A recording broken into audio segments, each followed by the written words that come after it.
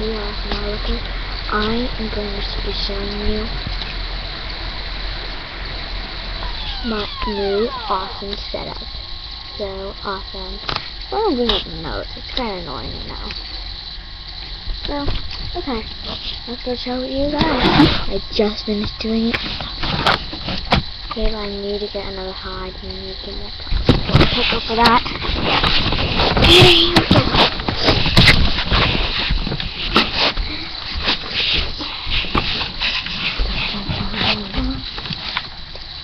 Isn't that awesome?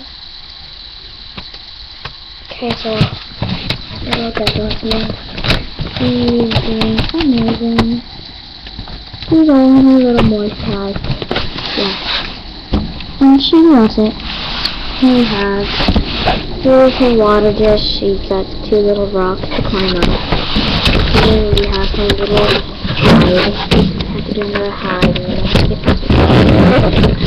There's a plant right in the back, and then behind that there's her food dish. And so, sorry, there's this really nice stick that's growing plants. Here she's got her little bathing thingy, and I taped plants to the side. It's kind of really weird there. And there's a rock way in the back, as you can see. And then we got the normal raw